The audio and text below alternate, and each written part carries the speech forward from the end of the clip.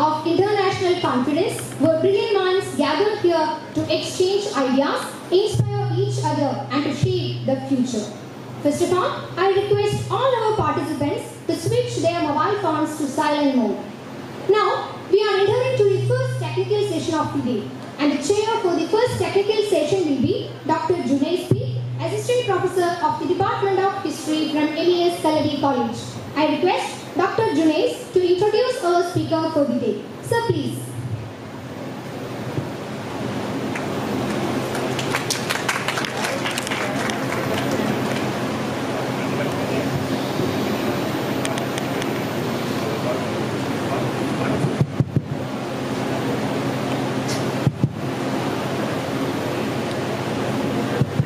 Respected our resource person, Professor Dr. Shivadasan sir,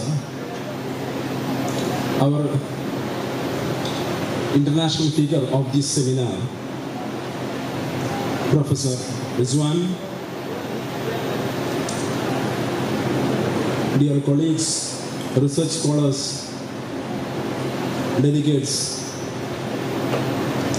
Today is the second day of our international seminar. In this session, our chief guest and resource person is one of the most important historians in India.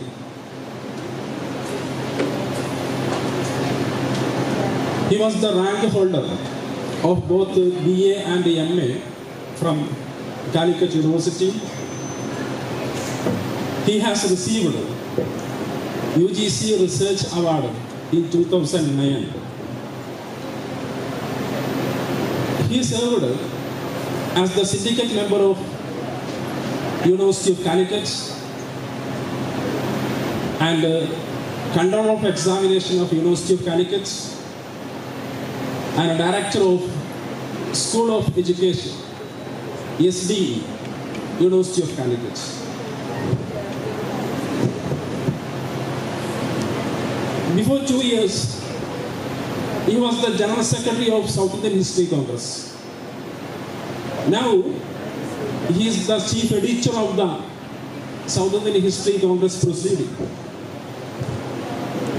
Now, he is also the syndicate member of Sri Shankaracharya University of Sanskrit Kalladi and a member of State Archives Advisory Council, Government of Kerala, and member of Indian Historical Records Commission and director of IQAC, University of Calicut.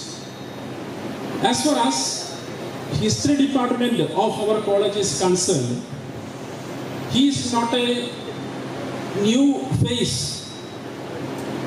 He already attended and presented different topics in the Department of History of our college.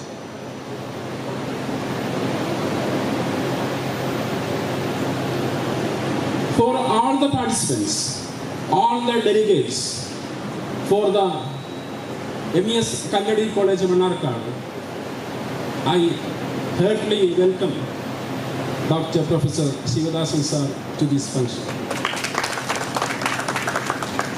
And also, I welcome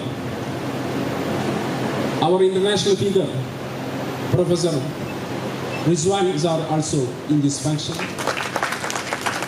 I also welcome our department HOD, Dr. Shivadasan sir, or all other resource person, delegates to this function. I conclude my speech by inviting our resource person to deliver a keynote address on the topic on spiritualism, politics, and the imagination of a new society investigating Annie Besant's role in the Malabar Rebellion of 1921. Thank you, sir.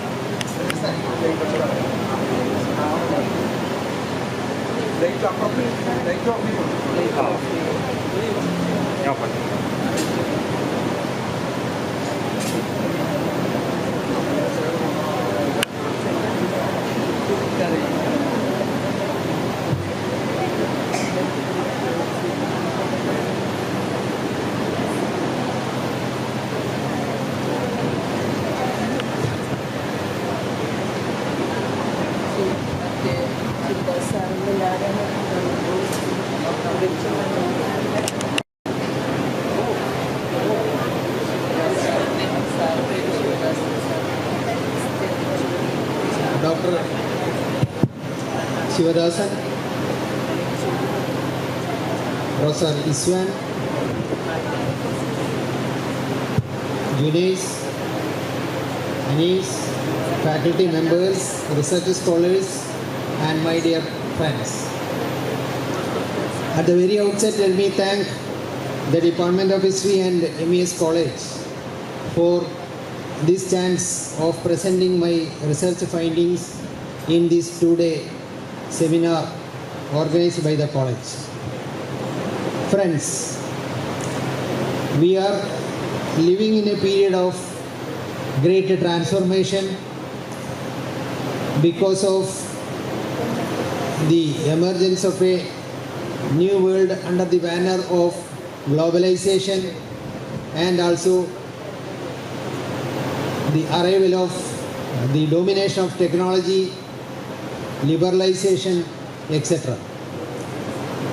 And the significance and importance of studying history has also become less insignificant, less important because of the importance gained by these new waves.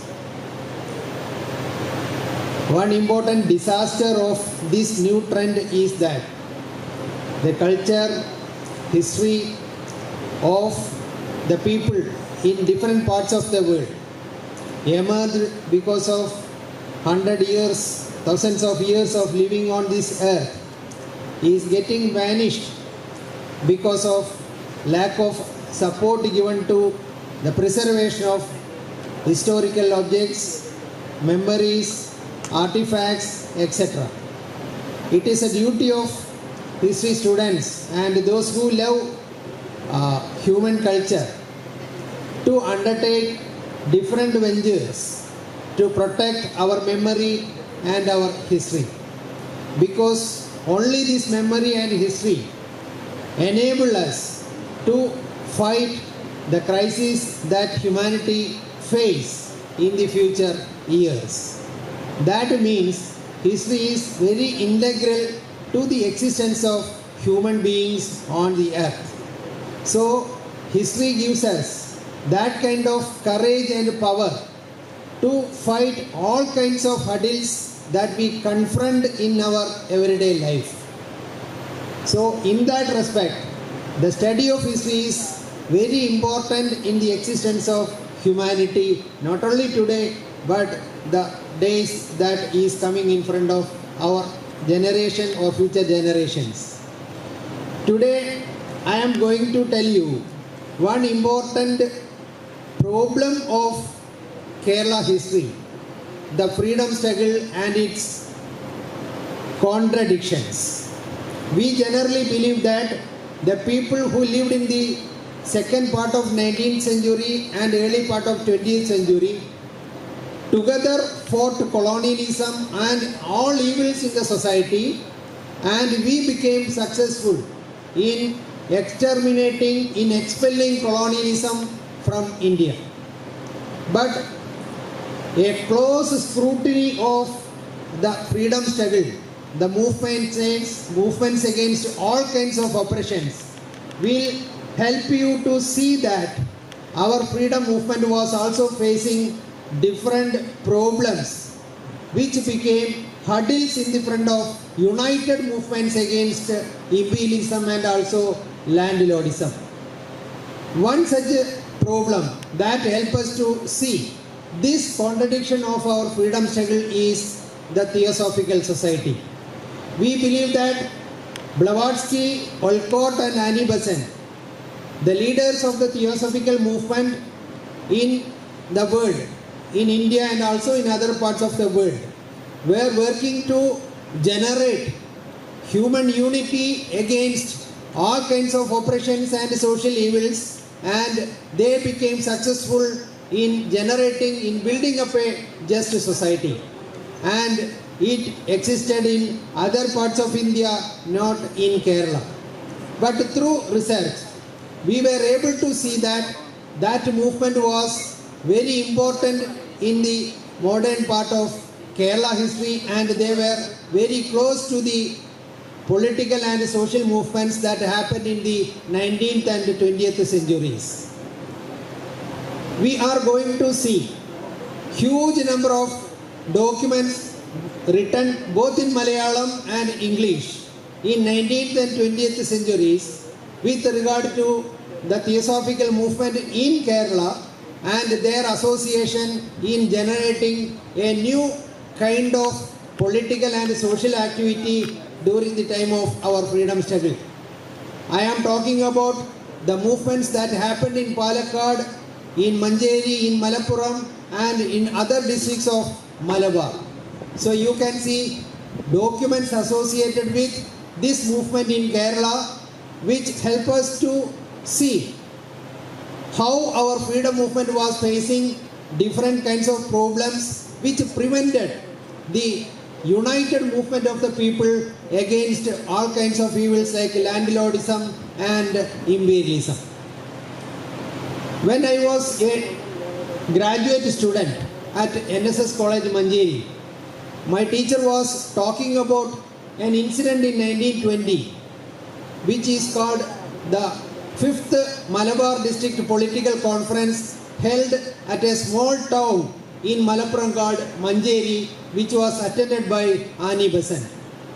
And my teacher told me that at the end of the conference, when Ani Besant and her associates presented certain resolutions, in that conference, ordinary people like Maplas and the middle class traders and merchants stood up and they opposed the resolution of Ani Besant and her associates, and they voted against the dogmas of these landlords and Ani Besant. So till that time, Kerala politics was somewhat managed by Ani Besant and the landlords. But at Manjeri, the ordinary people became politically conscious and they began to talk about the Khilafat, Turkey, Muslim question, landlord question, the tenant issue, imperialism, etc. And they said that we want complete independence, not Swaraj or home rule.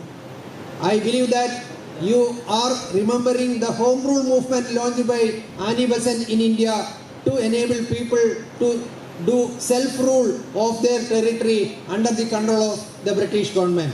She did not demand complete independence for India, but she said that Indians had the right to rule their territory. At that time, we were not able to talk about complete independence or Swaraj or Swadhantrya. Now, Ani Besant said that you have not the eligibility to become completely free. You demand self-rule only because India is to be remained under the control of British for a long period. And they will leave India when they believe that, when they see that Indians are eligible for complete independence. In that way, she prevented Indian people from demanding complete independence or Swarajya. She was talking about home rule. So home rule is completely different from complete Purna Swaraj or complete independence. So it is this difference which divided the ideology of Ani Besant with Mahatma Gandhi. So from 1920 onwards, we can see a split in the national movement in between the landlord class and the newly emerging educated classes and the ordinary people under the leadership of Mahatma Gandhi or M.K. Gandhi. So in 1920, a split occurred in Kerala politics, in Indian politics, in between the home rulers and the Swarajis. So the idea of complete independence, total freedom, emerged in Indian public sphere among the Indian people by 1920. So it generated at Manjeri where there occurred a split between the people and the landlords who were headed by Annie Besant. Now you can see that from 1920 Annie Besant withdrew from politics and she remained in spiritual activities, and Gandhi became the leader of masses, and thus mass nationalism began in Indian politics, which culminated in the achievement of freedom in 1947. So I am explaining this with the help of documents. This presentation is full of documents to explain this argument. You can see that today we are facing the dominance or the supremacy of Hindutva ideology, which talks about a different type of Indian history. We have to see that this Hindutva ideology was a byproduct of our national movement. In 19th century, there were clamors from the elite sections and the Savarnas, the upper classes, the Brahmins, that India, the ancient glory of India, is to be recaptured and it is to be restored to fight the agonies of modern day. They saw that it is only by Vedas and Puranas we will be able to resist colonialism and the evils of modern society. That trend took birth in 19th century. But the national movement was telling us a different saga, a different story. What was it? The national movement was purely secular. It wanted to integrate all people under the banner of the Indian nation. It talk about the evils of casteism. It stood against untouchability. It wanted to bring Indian people as the children of Mother India beyond the barriers of caste and religion. So here you can see two types of ideologies working together during the time of freedom struggle. One group, the landlords and the Brahmins, under the leadership of Annie Besant, said that India is already a nation thousands of years ago. So there is no need of creating India. That India, which was lost to us during the medieval period because of the cruelty of Muslims, is to be restored in the modern day. That was the argument of landlords and the Brahmins and Annie Besant and the Theosophical Society. But our national movement under Tilak, Gandhi and other secularists said that a nation is to be made, a nation is to be created. That is why our Surendranath Banerjee wrote a book in the first part of 20th century called A Nation in the Making. So the fight was in between. India is already a nation and a nation in the making. So a nation in the making finally became successful in 1920. Gandhi and the national movement, the mass nationalism, wanted to create a new India, a secular India, a progressive India, giving space to all people, including women, lower classes, middle class, upper classes, and they wanted a democratic India. That ideal became successful in 1920 from the conference held at Manjeri. So at the end of this Manjeri conference, what we see, Annie Besant and the landlords walked out from the session, and the ordinary people became successful. Immediately in the second year, we can see the Malabar Rebellion of 1921. So the Malabar Rebellion was an outcome of the success of the ordinary people in the session held at 1920. So the story is very important. This history is very important to understand how did we defeat the Brahmins and Hindutva ideology, the Orthodox ideology, the anti-Muslim ideology in 1920. This is to be learned with a passion to fight the present day crisis of Hindutva ideology dominating us and bringing our country to fascism. So history is very important to maintain our life breath. So this is very important in the present day situation. So I am explaining this with the help of documents, and I am beginning the presentation. Here you can see in 1940, when the World War was taking place, the Theosophical Federation in Kerala, there was an organization of Theosophists in Kerala. It was called in Malayalam Brahma Vidya Sangam. In 1941, in their annual report, you can see that they talk about the Quit India movement and the strengthening of the youth movement against colonialism. our movement against caste oppression, our movement against untouchability, our movement against landlordism, and all evils in the everyday life was very strong at that time. The youth undertook the leadership. They wanted to create a new society. When this movement was very powerful in the street, how did the Theosophical Society saw it? Read the last part. In the last part, they talk about the curse of nationalism in India. They say that Gandhi is responsible for this disturbance. Gandhi is preventing the growth of India under British rule. So they became completely a pro-British rule, pro-British agency. They became the supporters of Orthodox Brahmins, and they were talking about seeing the restoration of old Vedic glory of India in future.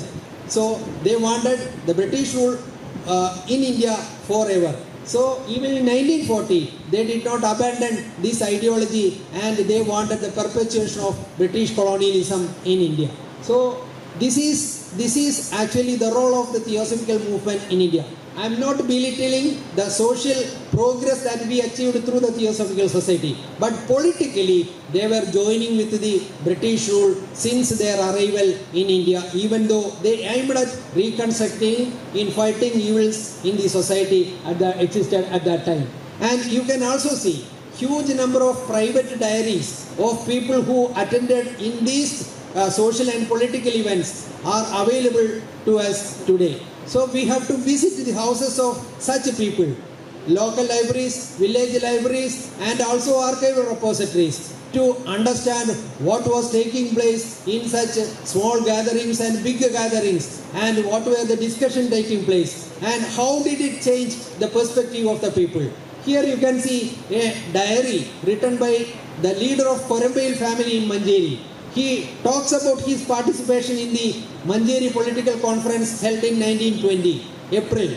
On 27th and 28th April 1920, this conference held. It was a historic moment where the people were split into two groups, one standing for secular India, one standing for the Orthodox Brahmin India, lost to us because of Muslim rule. So that split occurred in 1920 at Manjeri. So this local diary is very crucial to us to understand how our ancestors created a spirit in favor of secularism in India during the national freedom movement.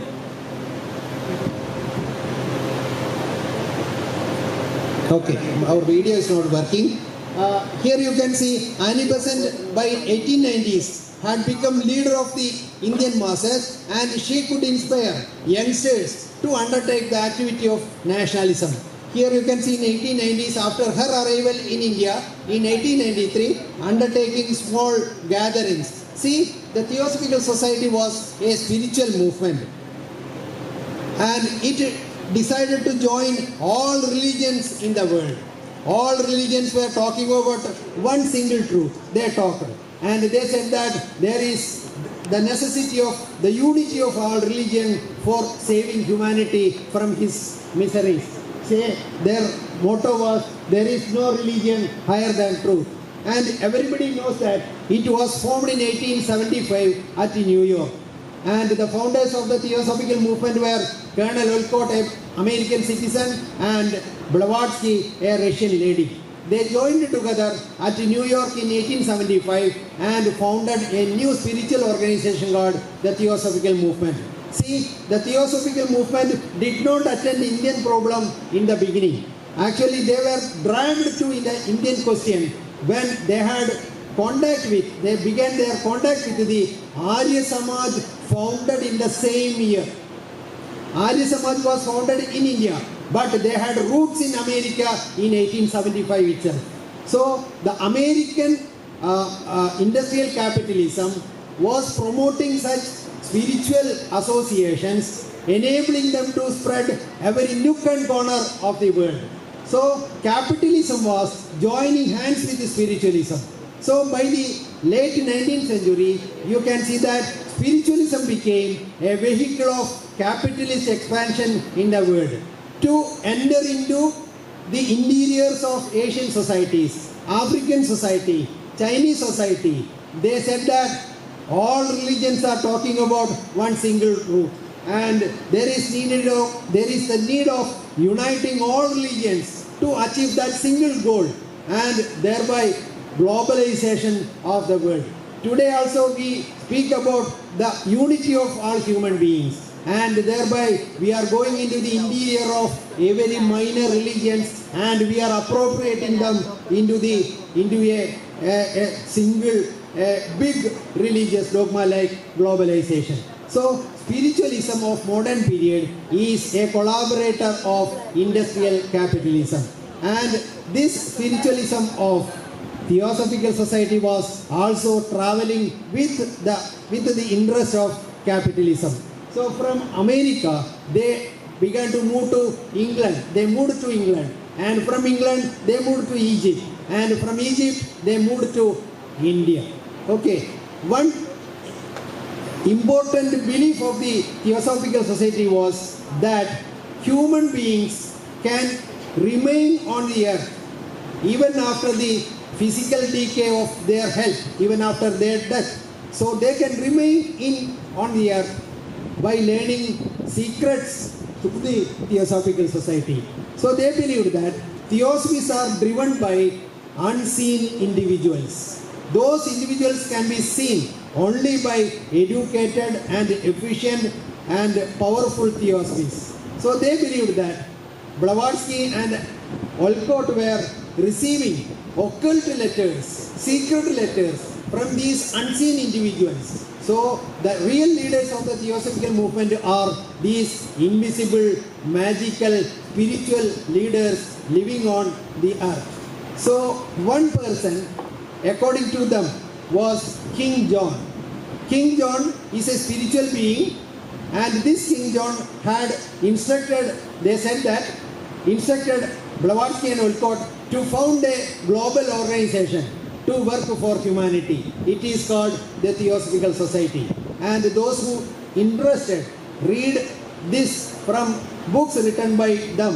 For example, Josephine Ranson has written a book on the Theosophical movement in India, and these are explained in that book. So here you can see that in America, the name of that spiritual leader was King John.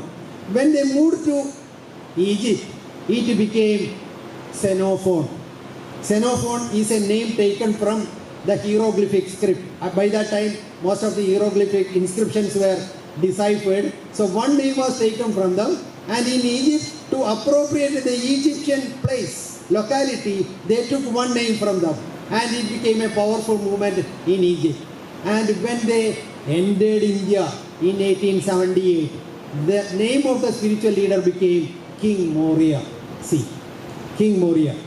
Somebody drew a picture of King Moria, and they said that he is from Punjab. He is living on the earth for the last thousands of years. He is live on the earth and visible only to the leaders of the Theosophical movement. So that shows that, so every place they created certain spiritual beings to make believe their disciples that their even theosophy is acceptable to them through leaders familiar to them in different forms. So King Moria and King Kutuhumi, another leader, spiritual leader was also created called King Kutuhumi. So this was the system through which the Theosophical Society was working in the world. And in course of time, they said that India is the headquarters of the Theosophical movement, because spiritualism had to do better role in India to make the land appropriate to globalization and industrial capitalism. So they said that India is the fertile land. It is a land of Mahatmas. It is a land of spiritual leaders. So they became very active in India. And you can also ask a question. When they came to India, their headquarters was at Bombay. And in Bombay and northern India, they joined with the Arya Samaj.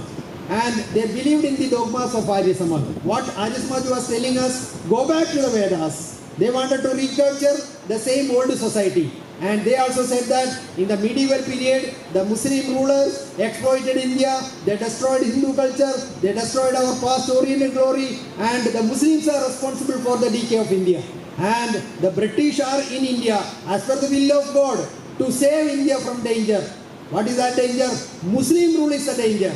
That is to be destroyed, for which the British people are in India. So you believe British rule, support British rule, and save India from danger, and thereby recover our ancient glory. This is the basic tenet of RSS. This is the basic tenet of Hindutva ideology. So you have to see the roots of this Hindutva movement that we see today in the late 19th century through the work of Arya Samaj and organs called the Theosophical movement.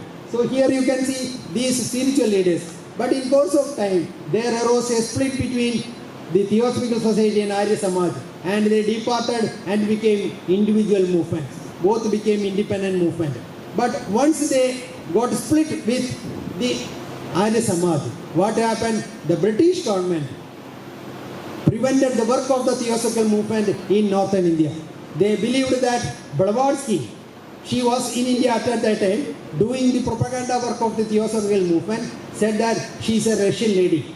At that time, Russia was a danger to the British Empire because they were knocking at the doors of our northwestern India, and Russia was trying to capture Afghanistan and Pakistan and thereby get a door to the Arabian waters. So that Russophobia danger compelled the British government to say that the Theosophical movement is a dangerous movement to British Empire in India. And they said that Blavatsky is really not a Theosophical leader, she is a Russian spy. She is doing this work in India to help Russia. So she was told to remain in her home and not to do propaganda work. And as a result of this, they both, Wolcott and Blavatsky, flew from North India to South India and selected Adayar near Chennai as their headquarters of the Theosophical movement. So today you go to Chennai and visit Adayar. There is a good archives explaining the work of the Theosophical movement in India since 1878. They have a good repository of ancient manuscripts. Even though they were talking about the ancient glory and as anti-Muslim spirit, they were actually interested in collecting manuscripts, old texts, inscriptions, and also oral stories told by Brahmins and other Orthodox classes. They found that there are hidden secrets in these past evidences, past histories. So they collected all these from villages, cities, libraries, private collections, etc. These are preserved in the manuscript library of Adayar Theosophical Library. It is accessible to the educators and the public. So you go there and collect documents and take notes after critical examination. Thereby you can see what was taking place in late 19th century and why the Brahmins were interestingly working in the area of recovering old India in the modern times and diverting our national interest to their fortunes, their good luck, and thereby the work for making modern India a Hindu India. So okay, this Kodhumi and this is the old building of Adayar Theosophical headquarters, which is a good repository for history scholars and the people interested today. And in 1893, Blavatsky died in 1891, and she was in her absence. Wolcott invited Annie Besant to India. Annie Besant is an Irish lady. She was a true British citizen, and she came to India to assist H.S. Wolcott.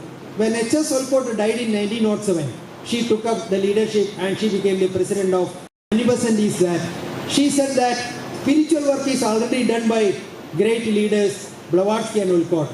Now I am starting to work on practical theosophy. She very slowly began to intervene in Indian politics. By saying that practical philosophy, she began to talk about the importance of intervening in Indian politics. Friends, you have to see that Theosophical Society is a Western organization. They were familiar with modern type of organizational work. They had instructed all theosophies, both Indian and Europeans, to sit together and discuss day-to-day problems and establish branches of the Theosophical Society in every urban space. As a result, in almost all mufusils, all cities in India had Theosophical Societies branches called Theosophical Lodges by 19th century itself. So the network was very strong, and by a letter, by a telephone call, they were able to coordinate their activities so that they could conduct movements in India but in a united way because of the network of theosophical organizations. This was understood by the British government.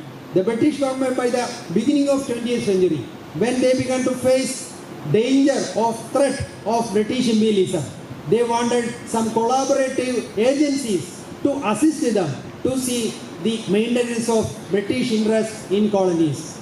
We have to see that by the end of 19th century, we can see disturbances emerging in Africa against European colonialism. The Boer War and its movement was a test dose. The Boers became successful in eliminating Germans from their territory. So they understood that there is danger to British imperialism also. So in colonial management, they wanted newer strategies to tackle this issue. So they were in search of collaborative agencies, powerful organizations from the Oriental colonies to assist British imperialism. Now they began to talk about the collaboration, coexistence, cooperation of certain agencies and imperialism. Here you can see that Annie Besant brought forward a new theory. What is that? The Brahmins are brothers and sisters of the Aryan people living in Britain. So the British people are brothers and sisters of the Brahmins. They had family connection. They belong to one community. They originated from one mother. So this Aryan theory was effectively used in the beginning of 20th century when they saw that there is a chance of emerging political consciousness with a strong anti-British spirit resulting in the end of British rule in colonies. See, that was the period of industrial capitalism. Large number of wealthy people from different countries in Europe had arrived in India to invest money in plantations, in railways, in ports, in industries, in agriculture. And they were waiting for their profit after hundreds of years, after many years, 50 or hundreds of years. So that investment was to be protected. So investment capitalism also wanted protection of their capital. They also needed the support of certain agencies. Here you can see that industrial capitalism also joined with the British government to protect their interests in a cunning way, and for which they wanted a cultural movement. That cultural movement was the Aryan movement. Aryan movement helped them to see that British Empire collaborating with the Brahmins and the upper classes in India, and thereby see the perpetuation of British imperialism and the recovery of the Brahmin interest, old India. So the British government also wanted to recover the old glory of India and blame the Muslim rule, blame medieval India as the group responsible for deterioration and decay of Indian culture and the divine will of British imperialism becoming the masters in India. This took place in the first decade of 20th century when there arose strong Swadeshi movement against British rule for dividing Bengal into Hindu Bengal and Muslim Bengal. So when communalism became a policy of the British government, that was an advice given by the industrial capitalism to divide Indian ordinary classes into Hindus and Muslims and thereby loot the profit of their divide, their flight to see the perpetuation of British rule. Okay, this happened when ordinary people began to become part and parcel of our national movement. This is called applied theosophy.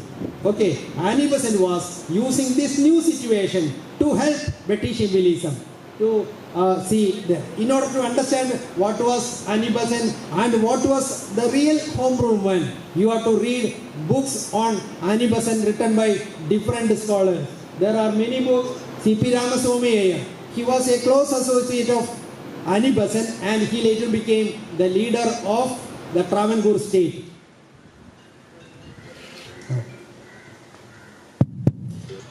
C.P. Ramaswamy was carrying the same philosophy. In 1936, he declared the Temporary Proclamation in Travancore and thereby wanted the unity of Hindu people against non-Hindus. Okay, so you can see the continuation of policy in her collaborator, C.P. Ramaswamy here. Annie Besant, written by Arthur H. Nethercourt.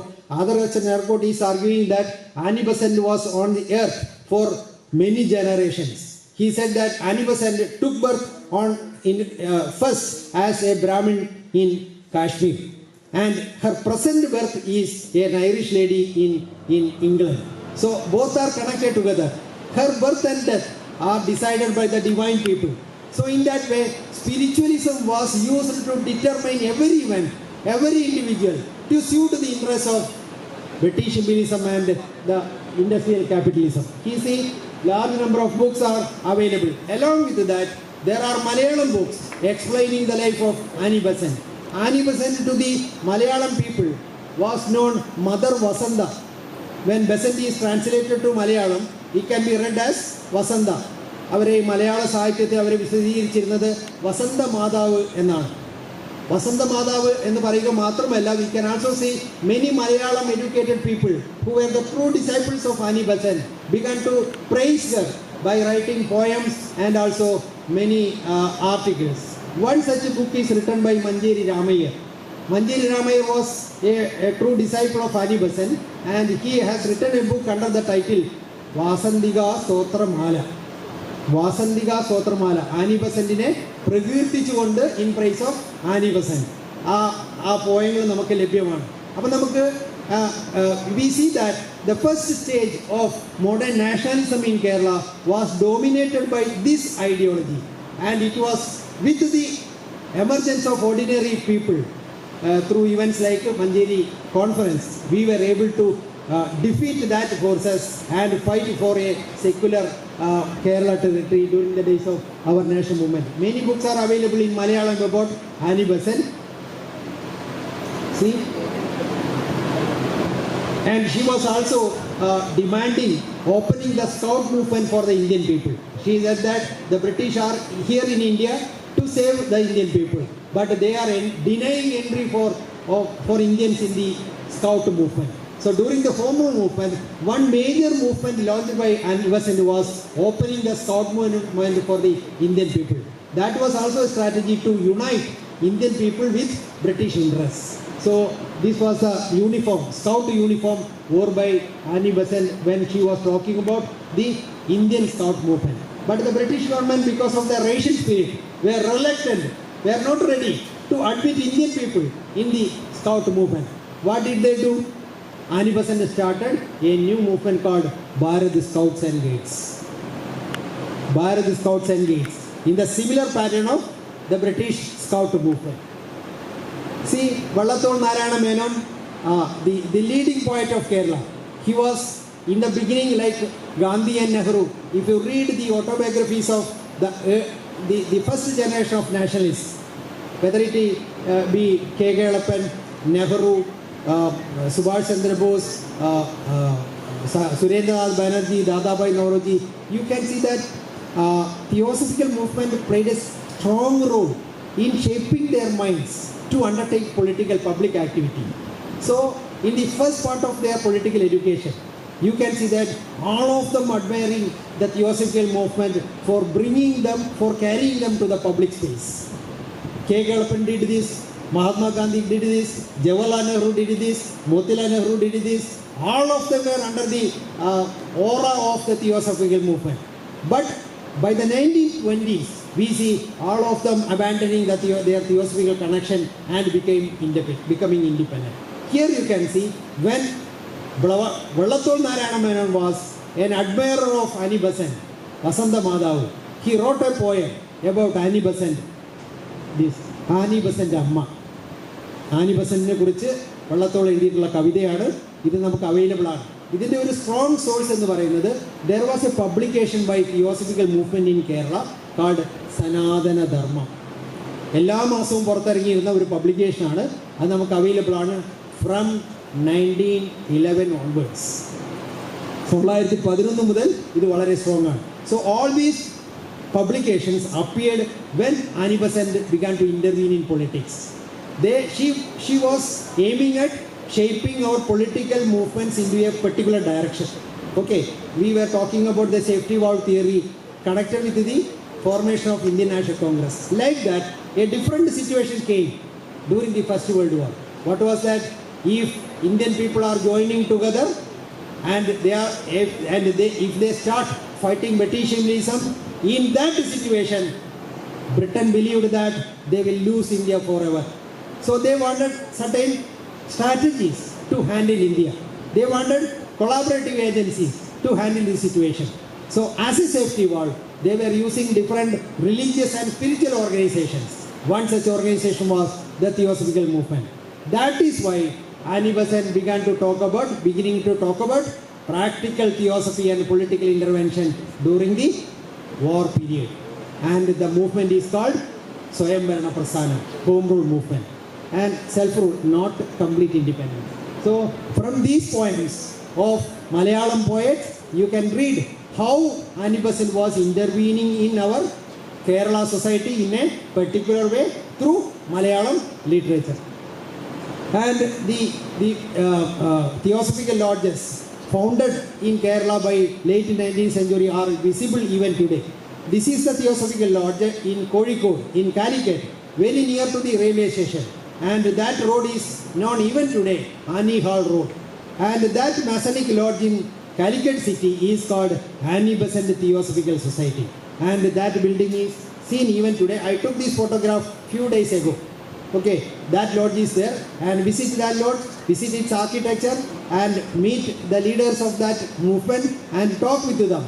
See how they were doing their work for the past hundreds of years in that city. Thereby you will be able to understand how Theosophy was intervening in Calicut, intervening in Kerala. So one branch was in Calicut, and we also see plenty of English literature deployed by the Theosophical Society from Adayar to spread their ideology. One such book is Dharma. Dharma means the ancient Dharma. And the Dharma propounded by the rishis in the past. They said that only by learning Dharma of the past, you will be able to fight the present day miseries. So this book is also available in their collection, Dharma, written by Annie Besant. Then they are also talk about the necessity of the unity between England, India and Afghanistan. Why Afghanistan? Why Afghanistan? There is a question of Russophobia, Russia attacking our northwestern frontier. So Afghanistan is to be under the custody of Britain. Otherwise, they will get an entry into Arabian waters. Thereby will question British Empire. And Russia will become a dominant force in Asia. Actually, Russia is a landlocked country. First, they now touch the Balkan area, and which resulted in the Crimean Wars, because the European countries joined together to prevent the entry of Russia into Mediterranean Ocean. Okay, that resulted in the Crimean Wars. When they failed in that attempt, they began to knock at the doors of Afghanistan to get an entry into the Arabian waters, because Russia was a fast developing nation in the late 19th century. And they were converting into a small state into an empire. So they wanted an entry into the ocean, and that was a problem. That is why spiritually Annie Besant is saying that there is the need of unity between England, India and Afghanistan. Okay. Then see, there was the emergence of political consciousness since the partition of Bengal. The British government divided Bengal because of communal interests. They divided one into Hindu territory, one into Muslim territory. The result was the birth of communalism in Indian politics. Muslim League came into being, and along with that, the RSS also came into being in the 1920s. Here you can see that this consciousness among the ordinary classes was alarming, creating a danger signal to the private investors, because they wanted a calm and quiet situation in India to exploit Indian resources. But the communal spirit and the politicization of the ordinary masses was a great threat to them. Here in this context, we see Theosophists began to talk about the dominance of the evil force. There is a book written by them with regard to the First World War. they said that the theosophical interpretation was that in the unseen world, there is a war taking place between good and evil. Good and evil is in a fight in the unseen world. And there is a shadow on earth of that war in the form of First World War. So the First World War is a fight between good and evil. Who is representing the goodness? Britain is representing the goodness. And evil is represented by Germany. So it is a duty of every theosophy to favor whom? Britain. So the World War was interpreted in that way. Thereby she wanted, her Theosophical Society wanted India supporting British rule. Okay, because they were fighting for goodness. Here you can see such things were reflected in their spiritual pamphlets. So you have to read all spiritual lines, spiritual scriptures, spiritual publications in a very closed manner, so that you will be able to understand what is the hidden politics in it. So critical examination of the spiritual literature of the society help us to see that the politics they intended in India in the second decade of 20th century. Here you can see a book written by Annie Besant. She is talking about the existence of India lakhs of years ago. She said that India took birth thousands of years ago. There is no need of creating India, because the secular group in Indian National Congress was talking about a new India to be constructed. I already explained, Surendranath Banerjee had written a popular book on nationalism called A Nation in the Making. A Nation in the Making.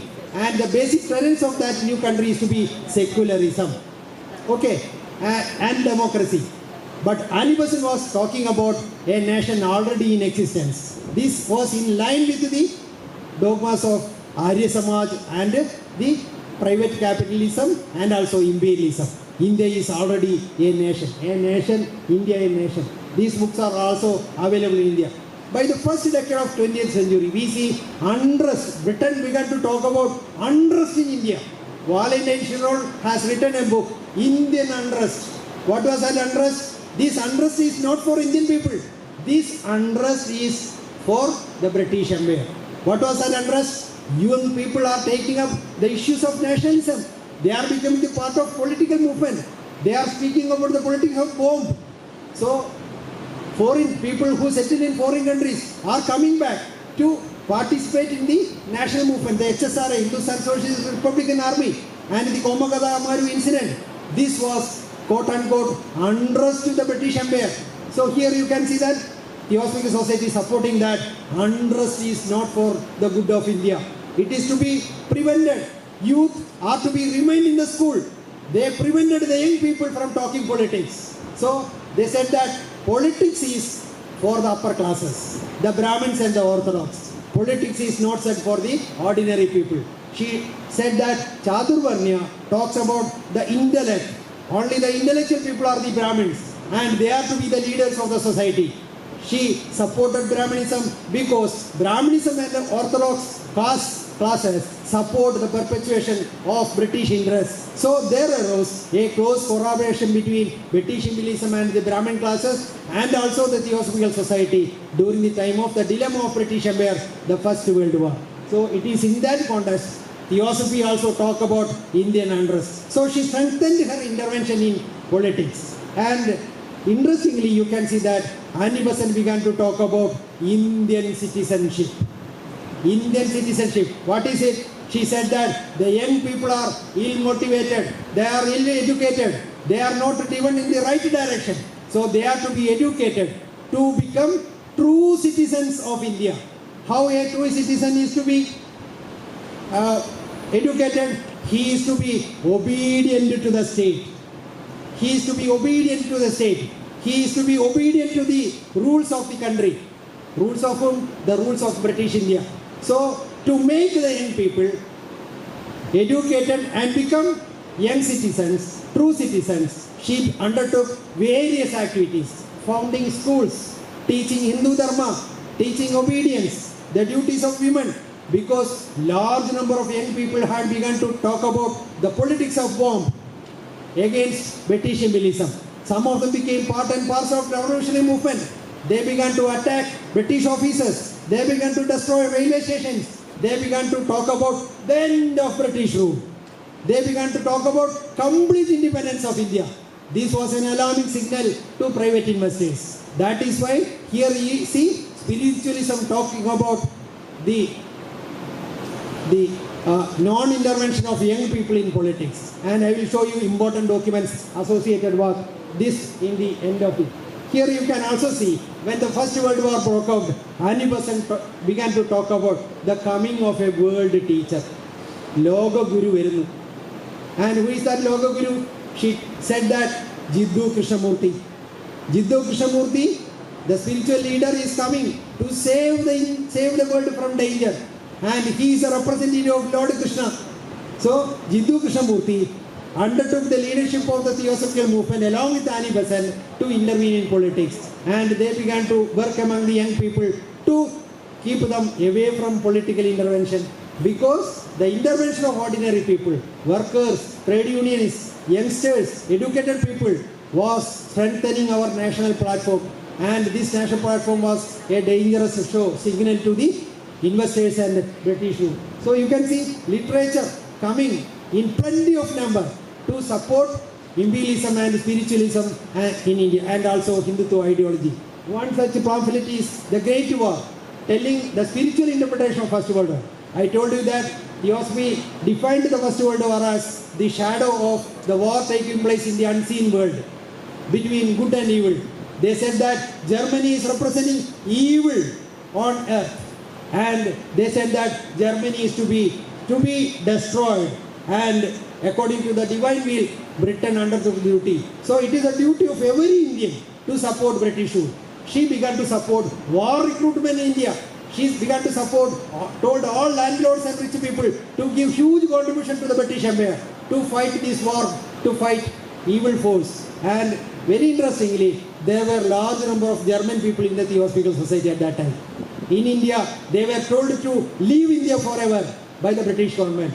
And the Theosophists in Theosophical Society, Germans in Theosophical Society, they were also expelled from the organization. They protested against the stand of Annie Besant because she was supporting Britain. And the Germans formed their Theosophical Society called German Theosophical Society as a separate, distinct organization. The result was that at that time, Basel Mission, a German mission, was very strong, very active in India. They were conducting huge number of factories, spinning mills, and shops, and hospitals, etc. in Malabar. At that time, all these institutions were closed because of the policy of British government. And many Basel Mission evangelists were arrested by the British government. Some of them left the country.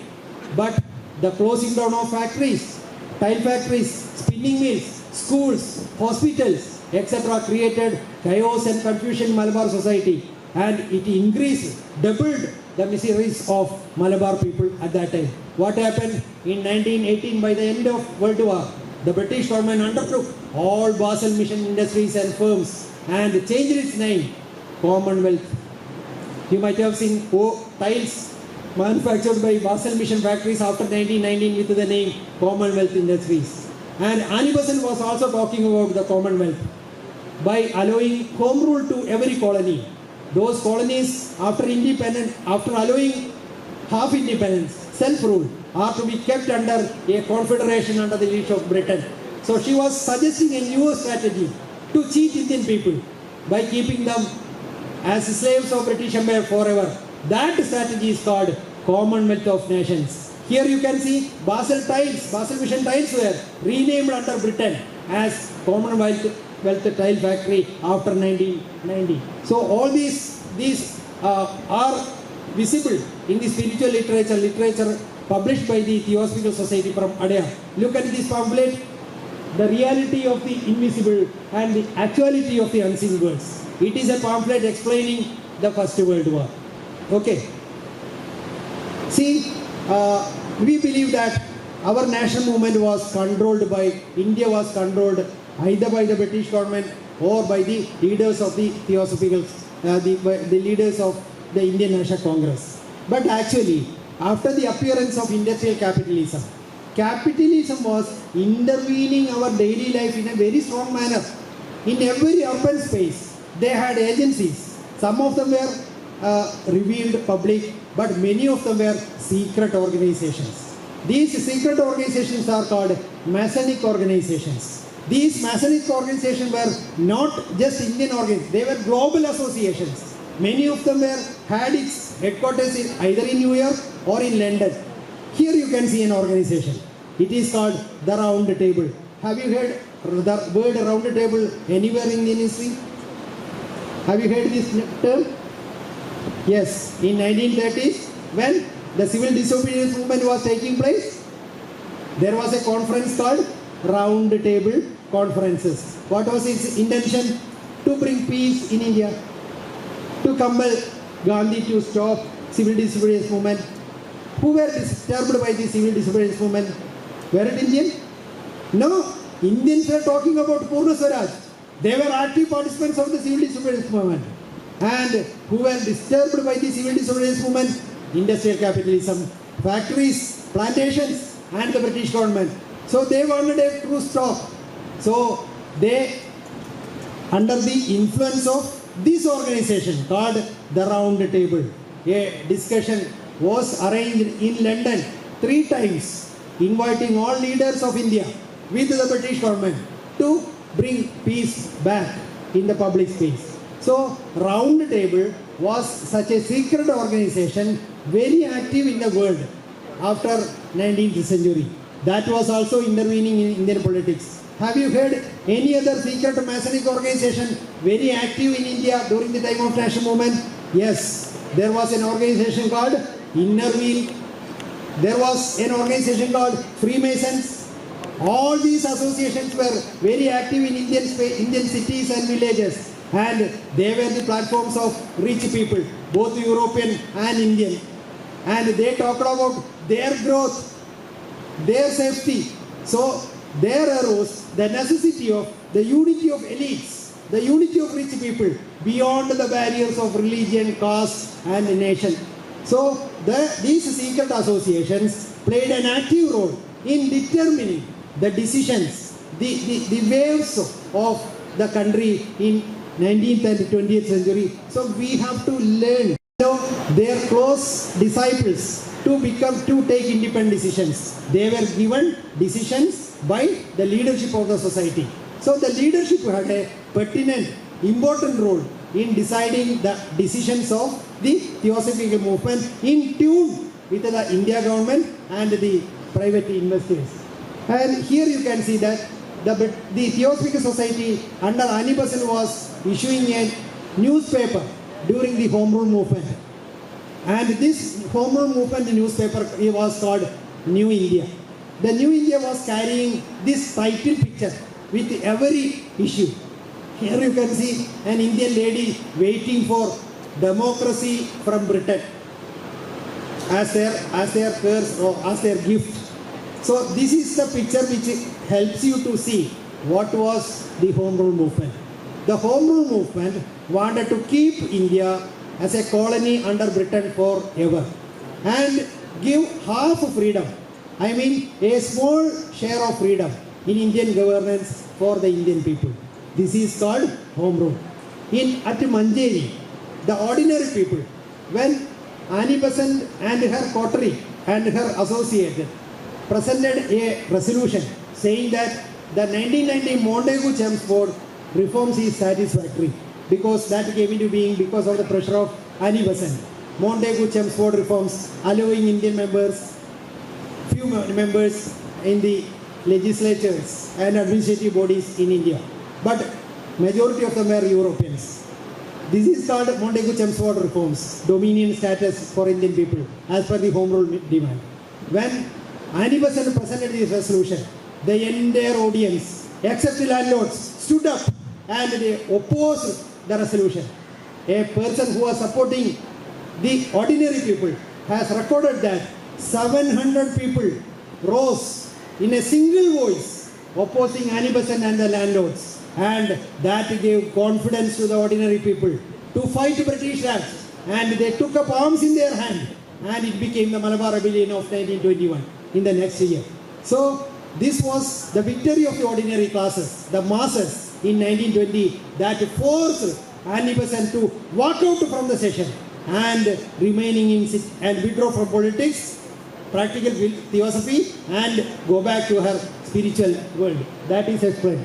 Here you can see in most of their literature, writings and print pieces, you can see the dogma of the Theosophical Society during that time explaining through her obeisance to her connection with the British Crown, her obedience, etc. This is a home rule flag. Here you can see that Canada was given dominion status by Britain by that time. Like Canada, Annie Besant said that India has also the right to become a country with the dominion status. British government was not ready to give us dominion status. They were ready to give us minor role for Indian people in administrative bodies. The home rule flag was also designed in that way. See, this is Canada's flag. Here you can see the same flag used by the home rule movement in India. Okay. Home rule movement helped people to come together and demand Swaraj for India. I mean, dominion status. They submitted huge memorandum under the leadership of Annie Besant for allowing self-rule for India. These are the documents associated with that. Meanwhile, in the public space, certain changes were taking place. During the World War, even in Kerala, in Palakkad, in Kozhikode, in small villages, etc., British government had deployed trained personnel to talk about the role of Britain in the World War. Why Britain was fighting against Germany. And they began to explain in the vernacular language to the people about the necessity of supporting British government. See, they are called war lecturers. These war lecturers were in the market, in front of that mosque, in front of the temple, and they began to talk about to the masses about the necessity of supporting British rule. So, in the public space, things had become different by the time of First World War. People began to understand the world beyond their village, because most of the people in Kerala were uneducated. They were not familiar with what was taking place in Delhi. They were not familiar with what was British India. But they began to digest the world during the time of World War through rumors, news, and also through the Tom Beat and also the newspapers. Here you can see that the necessity of educating the masses was a necessity at that time, understood by the British government. And to facilitate, educate the people, the British government deployed our own people by giving them training to make public speeches in the street, in the market. They are called war lecturers. These took place in the years 1914, 1918. So this was the strengthening of the public space. In the public space, we began to see a group of people called politicians. Today we see 24-hour politicians around us. When did they appear? When did they become a man with the white mundu and white shirt, a politician? They appeared in India, in Kerala, during the time of the Home Rule movement, in the war situation. This was launched by the British government. When the British government launched their favorite persons for propaganda, the Home Rule movement and the national movement undertook the same strategy, and they began to deploy politicians in the street. They began to talk about the necessity of defeating British rule, the necessity of becoming politically conscious, and the necessity of Hindu-Muslim unity against imperialism. So, in order to study that, we have to see the genesis of political consciousness, politicization of the masses in the public space through this pamphlet. This pamphlet is a booklet which is very interesting, which talks about the modus operandi of making public speech. What are the speech aids to be used at the time of a presentation? How to communicate with the ordinary masses. So that kind of training is explained in this book, which is very helpful to understand what was taking place in India during First World War. Here you can see that the situation, the public space in villages and cities boiling because of political consciousness. So that helps you to read the things in a different way. The Theosophical Society began to promote our vernacular language. This was their first magazine. It was published from Palakkad. It is called Arya Siddhanta Chandigarh. Here you can see the element of Aryanism, Vedic ideology. So that was published from Palakkad. during the 1920s. So see some of their building. This building belongs to the Calicut area, Theosophy building, and this was the house of where Manjeri Ramayar, her true disciple, stayed, and he named his house Vasanta Ashramam. Vasanta was Anibasan, Vasanta Ashramam. Here see the list of Theosophical lodges in Malabar started in the 1890s. You can see Padagara, Calicut, Manjeri, Nilambur, Palakkad, Ponnani, Talassery, Thiru, 1894, 1902, 1902, 1882, 1904, 1904, 1902, 1902. All appeared when Anibasan became the leader of the Theosophical movement. And very interestingly, you can see that the first 5 Malabar district conferences were held in these places. First at Palakkad in 1916, second at Kozhikode in 1917, third at Talassery in 1917, in 1918, Vadagara at 1919, and in 1920 at Manjeri. So there is connection between Theosophy and Malabar district conferences. The Theosophy was the brain behind, and the open platform was the district conference. The Tirur Theosophical Society was founded by a man called Bamblasheri Ramundi Mena. This is Sanatana Dharma, published by the Theosophical Society since 1911. Sanatana Dharma. Here you can see their logo. First it was published from Calicut and later shifted to Alapi. Here you can see they are promoting Buddhism. In Calicut they founded a Buddhist temple and a Buddhist ashrama. Here you can see Anibasan inaugurating the Buddhist temple at Calicut, where Manjeri Ramayar and C. Krishna were very active. This is the modern Buddhist temple, Vihara, founded by the Theosophical Society in Kozhikode. This is Manjeri Ramayar, a disciple of Anibasan. And a history of the Theosophical movement in Kerala is available, published in 1963, Suvarna Grandam. And this was a lecture delivered by Anibasan at Palakkad in 1960.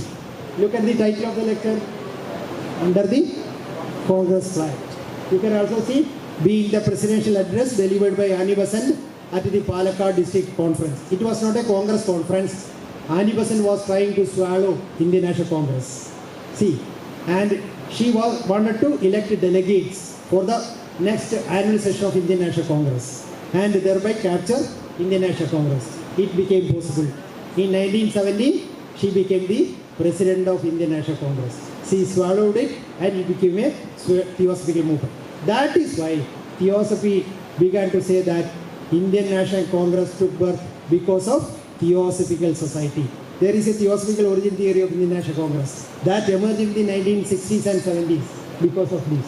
And if you go through the old issues of New India, you can see the news of these conferences, and I collected some of them. See a cutting.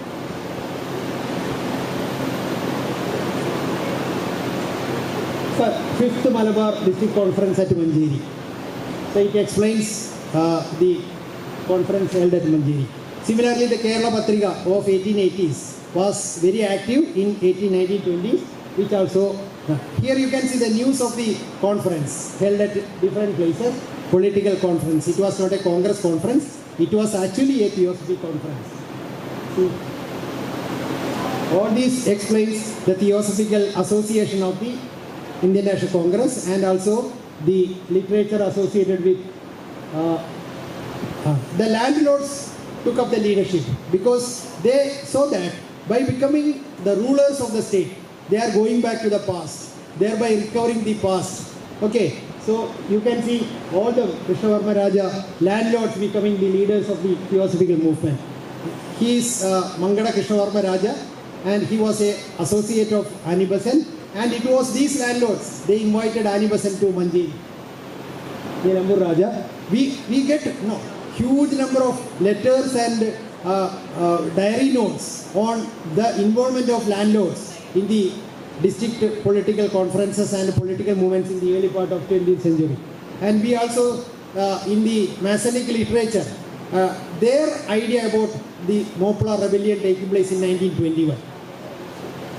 See, notices associated with the district conference, and we also see letters associated. When we went to a landlord's house, among the documents they kept, I saw this letter.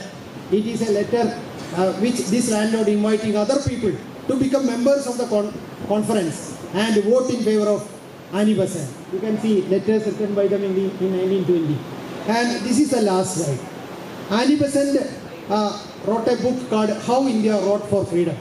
And when there occurred a debate about the Malabar Rebellion, the RSS people were arguing that Annie Besant had criticized the Mappilas, the Muslims, for the wrong they committed in Malabar by intervening in politics. And Annie Besant was, according to the RSS people, Annie Besant was supporting the Hindus. And these, according to her, the Hindus were attacked by the Mappilas in 1921 and they were looted. So they are using Annie Besant to establish their idea about the rebellion of 1921, that it was a Muslim movement against Hinduism or Hindu people. And this is done without reading the literature. Annie Besant in her How India Wrought for Freedom says that it was written in 1922, especially after the withdrawal of the non-cooperation movement and Gandhi's withdrawal from public politics in that juncture. Because violence occurred all over India when non-cooperation movement was declared, and at Chauri Chaura a police station was burned and 22 police people were killed by the people. In Malabar, the Mappilas with other secularists joined together and expelled the British from 2 taluks, and they became the leaders of the government established there. In this situation, Annie Besant says that actually Gandhi is responsible for this dilemma. Gandhi sowed the seeds of popular movement and the people took up arms in their hand. And Gandhi is responsible for Chauri Chaura and the Malabar Rebellion. Why did Annie Besant say this? Annie Besant had understood since 1905 that young people had no role in politics. They have to remain in their schools. And people of the lower classes and the ordinary classes are not eligible to speak politics in India. Only the elite, the Brahmins, are intellectuals, and according to karma and Chaturvarga theory, they are the people destined to speak about politics in the country. According to that dogma, we see the intervention of masses and the young people in politics is wrong. So Annie Besant was using this spiritual theory to attack the involvement of ordinary people in Indian nationalism. But quite against her interest, she conducted conferences, she did political propaganda, she talked about Swaraj and self-rule. But what happened? People, once they got opportunity to talk about their politics, they talked about not only the British rule, they talked about untouchability, denial of entry into the temple, poverty, caste issue, unseeability, and this was the politics to them. So the ordinary people and the marginal people saw in India a twin-headed enemy. One enemy is the British rule, the other enemy is caste and landlordism. They wanted the end of these two enemies by achievement of the freedom. Their fight was not only against the British rule, their fight was against untouchability and landlordism. Annie Besant was against this. She was against mass politics. She was supporting the Vedic glory. She wanted to restore the old glory of India. Friends, this was stopped, and these people were like Annie Besant and landlords were defeated by the ordinary people at Manjeri. Thereby, Manjeri became the new spot of democratic India.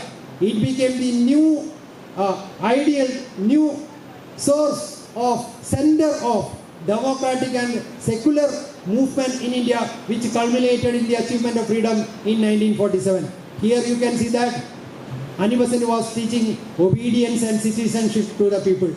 Read this was the last news published by Annie Besant in 1924. when she stopped, she was conducting a publication called The Young Citizen to teach obedience to the young people. And she understood that young people are getting more politicized when the issue was coming to the people. Okay, she understood that this was a failure. So in its last issue, she included this message in the first page of the last issue. I am delighted to state that with much regret that the publication was publishing with a great motto. Now I understand that this was a total failure. So I am stopping this publication, understanding the failure of my movement. And thereby we see Annie Besant ending her political intervention, ending her particle philosophy, and withdrawing to her spiritual world. Thereby we see the emergence of Gandhi and the national movement as a separate mechanism furthering the involvement of masses in the freedom movement, and thereby becoming our national movement a true people's movement for a democratic and secular India. Thank you very much.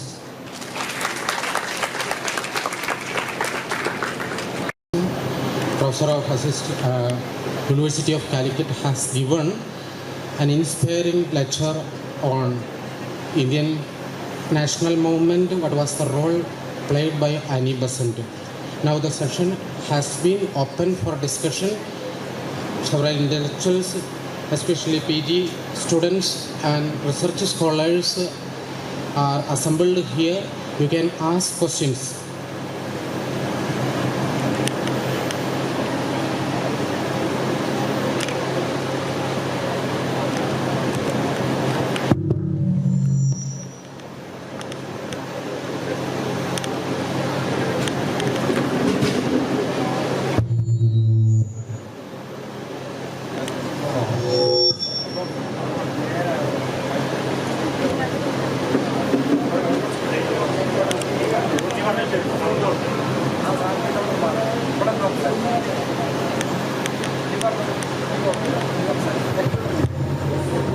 Hi sir, it is very interesting to listen to you from the intricacies of spiritualism, capitalism, and how it shaped the politics of colonial India. And you have mentioned that this Theosophical Society and Annie Besant is promoting and promulgating the Brahmanical India, the golden days of ancient India, etc. It seems that they didn't openly embrace Christianity.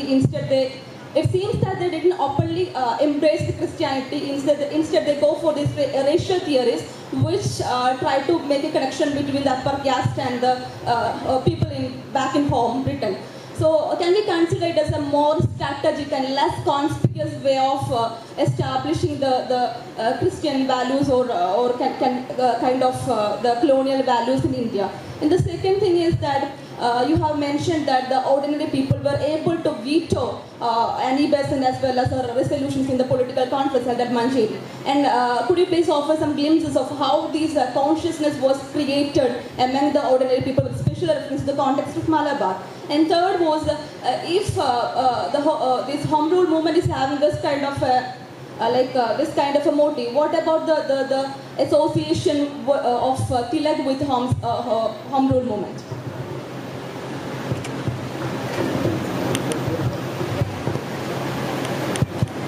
Yes, these are interesting questions. Annie Besant came to India after a conflict with her husband. He was a Christian priest, and she abandoned her husband and also children and came to India, abandoning Christianity also together. അപ്പോൾ ക്രിസ്തുമതം ഉപേക്ഷിച്ച് എല്ലാം ഉപേക്ഷിച്ച് ഹിന്ദുമതം സ്വീകരിച്ചിട്ടാണ് അവർ ഇന്ത്യയിൽ പ്രവർത്തിച്ചു തുടങ്ങുന്നത്. She claimed that she had accepted Brahminical Hinduism as her faith. പക്ഷേ എന്നിരുന്നാലും we see the element of European life in all her activities. You might be knowing that she was very active in the Chartist movement. She was a secular lady and she was very interested in bringing women to the forefront of political movements in Europe. And she was also demanding voting rights for women.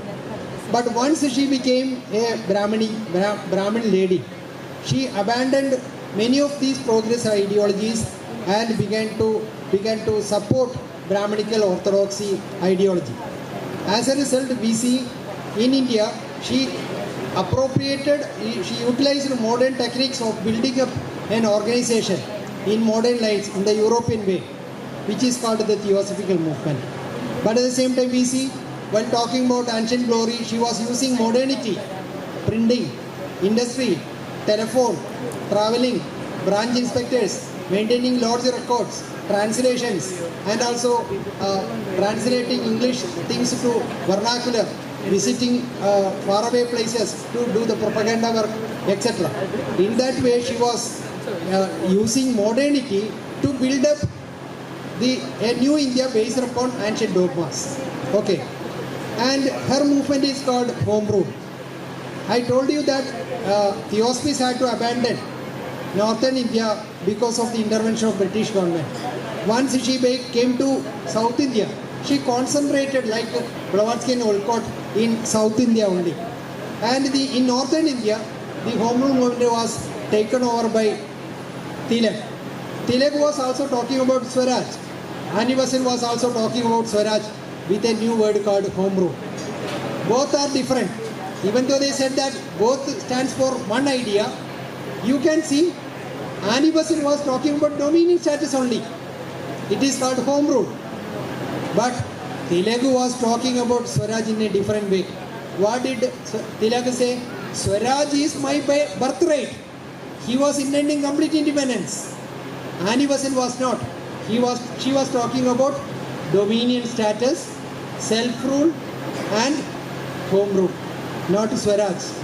But by the 1920s, the Maplas were the first gang of people in Manjeri conference to demand complete independence for India and also the disqualification of British government ruling in India as a colonial master.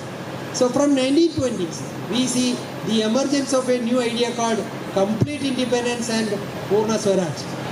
They might have the Home Rule movement and the political consciousness of the second decade might have been influenced by the Bolshevik revolution took place in Russia in 1917. We see that the Khilafat workers in Kerala were designated as Bolshevik Khilafatists because they were watched by the British government through secret police. And I have seen letters sent by British government to the Cochin government asking them to watch Bolshevik Khilafatists in their area and formation of a separate police regiment to watch them. So the consciousness that emerged in Russia and Soviet Union through Bolshevism also reached Malabar by this time through this political consciousness. Annie Besant had issued a pamphlet called The Politics of Sandhya Kalam and the Message from Russia. This politics of Sandhya Kalam represents the politics of the Red, the Russian Revolution, and the necessity of that consciousness to exterminate British rule from India. So these things are to be viewed from a wider angle so that you get how did the ordinary people began to become part of the political movement. See, when you read Home Movement in Kerala, you can see that the deployment of politicians. If you read the activities of MP Narayana Menon, Varyanth Kunyamadaji, they were the leaders of the ordinary people.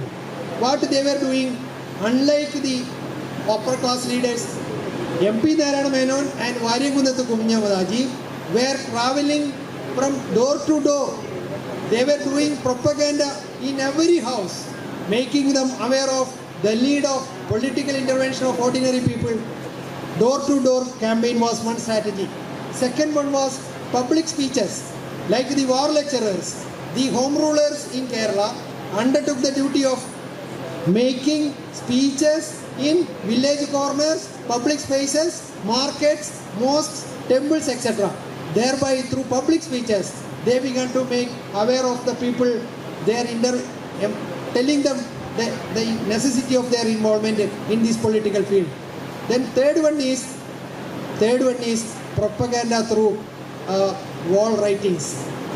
Propaganda through wall writings also appeared in Kerala during the time of World War and Home Rule movement, because the British government had done this to compel people to join the army, they had displayed documentaries for compelling the people to join the army. Like that, they had pasted notices. They began to write on walls, telling people it is the need of the hour joining the army. So large number of youngsters joined the army. Like that, the home rule politicians also started wall writings talking about the politics of the masses, the need of not joining the army, opposing the British rule, abandoning colonial objects. So that became another mode of propaganda. And the fourth one is distributing notices and pamphlets. This was an important activity undertaken by the home rulers. So through these activities, we see the ordinary people gradually becoming part of the political movement, and true mass nationalism took birth in Kerala during the period of First World War and the Home Rule movement. നമ്മൾ home റൂളിൻ്റെ ഇതുമായി ബന്ധപ്പെട്ട literature സംഘടിപ്പിക്കുമ്പോൾ നമുക്കതിലൊരു മലയാള വാക്ക് കാണാൻ പറ്റും. കേരളത്തിലെ home rule മൂവ്മെൻറ്റിനെ വിളിച്ചിരുന്നത് മലയാള സംസ്ഥാന സ്വയംഭരണ league എന്നായിരുന്നു. അതിന് നേതാക്കന്മാരാരാണ്? പുതിയ നേതാക്കന്മാരാണ്, വലിയ രാജാക്കന്മാരോ നാടുവാഴികളല്ല. മുൻകാലത്ത് ഈ നാടുവാഴികളും രാജാക്കന്മാരുമായിരുന്നുവെങ്കിൽ ഈ ഹോം റൂൾ മൂവ്മെൻ്റ് സമയത്ത് നേതാക്കന്മാരാരൊക്കെയാണ്? K Kelappan, MP Narayana Menon, KP Keshava Menon, Ponmadath Moideen Koya തുടങ്ങിയിട്ടുള്ള ആൾക്കാരാണ്. അപ്പോൾ സാധാരണക്കാർ അവരുടെ ഇടയിൽ കൂടി ഇഴഞ്ഞു നീങ്ങുന്ന, അവരെ പോലെ വസന്തരിക്കുന്ന, അവരെ പോലെയുള്ള വീടുകളിൽ താമസിക്കുന്ന, അവർക്കിടയിലുള്ള ആളുകളുടെ നേതാക്കന്മാരുടെ കീഴിൽ ഈ സാധാരണക്കാർ ഒന്നിച്ചെഴുന്നേൽക്കുകയും അവർ ഈ രാഷ്ട്രീയത്തിൻ്റെ ഭാഗമായി തീരുകയും ചെയ്യുന്നത് കാണാൻ പറ്റും. മഞ്ചേരി സമ്മേളനത്തിനിടയ്ക്ക് വളരെ രസകരമായൊരു സംഭവം നടന്നു. മഞ്ചേരി സമ്മേളനത്തിൽ സാധാരണക്കാരായ അംഗങ്ങളെ ചേർക്കുക എന്ന് പറയുന്നത് ഈ മിഡിൽ ക്ലാസ്സിൻ്റെ പ്രധാനപ്പെട്ട ദൗത്യമായി. Because they wanted to see the success of the ordinary people. കാരണം കഴിഞ്ഞ 4 കോൺഫറൻസിലും ഭൂപ്രഭുക്കന്മാർ ആധിപത്യം പുലർത്തുകയാണ്. മഞ്ചേരിയിൽ വേറൊരു വ്യത്യസ്ത സംഭവം നടന്നു. അതിനനുസരിച്ച ആളുകളെയാണ് വാര്യംകുന്നത്തും MP നാരായണ മേനോനും ഈ ഡെലഗേറ്റുകളായി കാശിന്ന് കൈയെടുത്തിട്ടാണ് ഈ 6 എണ്ണ കൊടുത്ത് ഇതിലെ മെമ്പർമാരാവുന്നത്. അങ്ങനെ വന്ന ആളുകൾ ചിലരൊക്കെ പാടത്ത് നിന്ന് കൃഷി ചെയ്യുന്ന ആൾക്കാരാണ്. അവർ വന്നപ്പോഴേക്കും അവരുടെ ശരീരത്തിലൊക്കെ ചേറുണ്ട്, അവരെ ചേറ് മണക്കുന്നുണ്ട്. ഈ സമ്മേളനം തുടങ്ങിയപ്പോൾ മഞ്ചേരി രാമയ്യർ വേദിയിലിരിക്കുകയാണ്. അപ്പോൾ അദ്ദേഹം പിൽക്കാലത്ത് അദ്ദേഹത്തിൻ്റെ ബയോഗ്രഫിക്കൽ നോട്ടിൽ അദ്ദേഹം എഴുതി വെച്ചതാണ് ഞാൻ ഈ പറയുന്നത്. അപ്പോൾ ഈ സമ്മേളനം നടന്നുകൊണ്ടിരിക്കുമ്പോൾ നിറയെ ആൾക്കാർ പ്രതിനിധികൾ ഇങ്ങനെ ഇരിക്കുകയാണ്. അപ്പോൾ അതിൻ്റെ ഇടയിൽ കൂടെ ഒരു മലയാളത്തിൽ എഴുതിയ ഒരു പാംഫ്ലെറ്റ് ലഘുലേഖ ഇങ്ങനെ കൈമാറി പോകുന്നുണ്ട്. അപ്പോൾ ഈ ലഘുലേഖ എന്താണെന്ന് അറിയാൻ വേണ്ടി മഞ്ചേരി രാമയ്യർ സ്റ്റേജിൽ നിന്നിറങ്ങി അവരുടെ ഇടയിലേക്ക് ചെന്ന് അത് വിതരണം ചെയ്യുന്ന ആളുടെ കയ്യിൽ നിന്ന് തട്ടിപ്പറിച്ച് അദ്ദേഹം അത് എടുത്ത് കൊണ്ടുവന്നു. നോക്കുമ്പോഴെന്താണ്, മൗലാന അബ്ദുൽ കലാം ആസാദ് എഴുതിയ, ഇംഗ്ലീഷിലേക്ക് ട്രാൻസ്ലേറ്റ് ചെയ്ത് അതിനെ മലയാളത്തിലേക്ക് വിവർത്തനം ചെയ്യപ്പെട്ട തുർക്കെ മുവാലത്ത് എന്ന് പറയുന്ന ഒരു ചെറിയ ലഘുലേഖയാണ്. അപ്പോൾ ഈ ലഘുലേഖ ഇങ്ങനെ തട്ടിപ്പറിക്കാൻ ചെന്നപ്പോൾ അത് വിതരണം ചെയ്യുന്ന ആൾ, മഞ്ചേരിയിൽ നടന്ന സംഭവമാണ്, അത് വിതരണം ചെയ്ത ആളെടുത്ത് നിന്ന് ഇത് തട്ടിപ്പറിക്കുമ്പോൾ മഞ്ചേരി രാമയ്യർ എഴുതുകയാണ്, അത് വിതരണം ചെയ്ത ആളെ ചേറ് മണക്കുന്നുണ്ടായിരുന്നു. മനസ്സിലായില്ലേ? ഈ ചേറ് മണക്കുന്നവൻ നമ്മുടെ രാഷ്ട്രീയ പ്രവർത്തനത്തിലേക്ക് കയറി വന്നപ്പോഴാണ് നമ്മുടെ സ്വാതന്ത്ര്യ സമരം ഒരു യഥാർത്ഥ സമര മുന്നേറ്റമായി മാറിയത് എന്ന് പറയാൻ ഒരൊറ്റ തെളിവ് മാത്രം മതി. അപ്പോൾ ഇത് മനസ്സിലാക്കാൻ നമുക്ക് നമ്മുടെ സ്ഥാപിതമായ ആർക്കൈവൽ റെപ്പോസിറ്ററീസിൽ ചെന്നാൽ നമുക്ക് തെളിവ് കിട്ടില്ല. അത് കിട്ടണമെന്നുണ്ടെങ്കിൽ പ്രാദേശികമായ നമ്മുടെ ആൾട്ടർനേറ്റീവായിട്ടുള്ള സമാന്തരമായ രേഖകൾ കിട്ടുന്ന സ്ഥലങ്ങളിലേക്ക് നമ്മൾ പോകണം.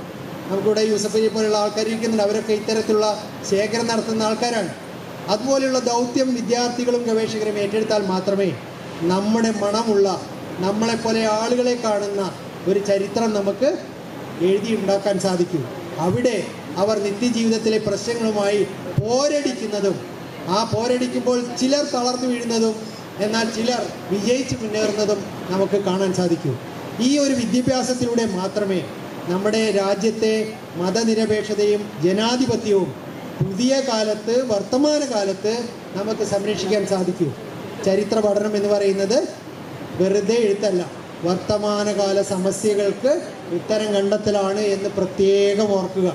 വർത്തമാനകാല സമസ്യകളോട് യുദ്ധം ചെയ്യാൻ നമുക്ക് ജനങ്ങളെ ശാക്തീകരിക്കാൻ സാധിക്കണം. അത് സാധിക്കാൻ കഴിയുന്നില്ലെങ്കിൽ നമ്മുടെ ചരിത്ര പഠനം കൊണ്ട് നമുക്ക് ജനങ്ങളിൽ യാതൊരു ഇമ്പാക്റ്റും ഉണ്ടാക്കാൻ സാധ്യമല്ല. നമ്മുടെ രാജ്യം വർഗീയത്തിൻ്റെ ഊടുവഴികളിലൂടെ വർഗീയതയുടെ പരന്ന മൈതാനത്തേക്ക് അത് നമ്മളെ ആനയിച്ചു കൊണ്ടിരിക്കുമെന്ന് നമ്മൾ മനസ്സിലാക്കും.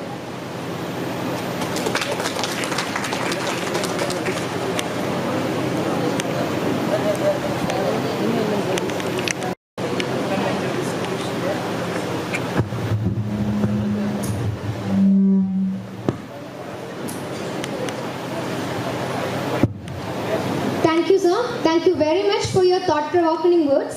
Next, I would like to invite Dr. Shivadasan, HOD of the Department of History on stage to present the token of appreciation to Dr. Shivadasan. Sir, please.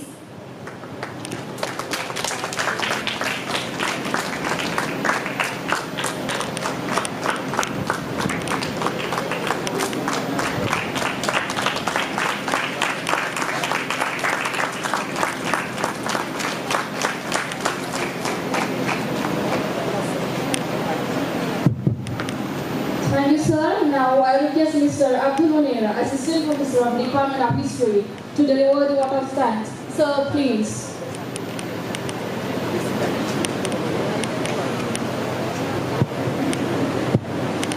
Respected dignitaries on the dais and off the dais.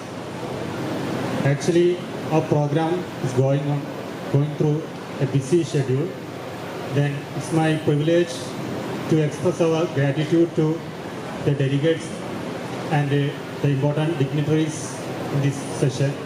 First of all, I would like to express our gratitude to Dr. Shivadasan sir, who delivered a thought-provoking speech regarding the role of Annie Besant, and actually who unmasked the face of Annie Besant in the nationalist movement and the interlinking of colonialism and spiritualism.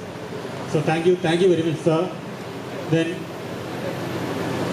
I express our gratitude to our research scholars, then the teachers of other institutions, especially our Anisuddin sir, and then Iswan sir, who inaugurated the session, who enriched our session by his presence in this program. Then I would like to thank one and all to this session, those who participated and make this a grand success. Thank you very much. Thank you, sir.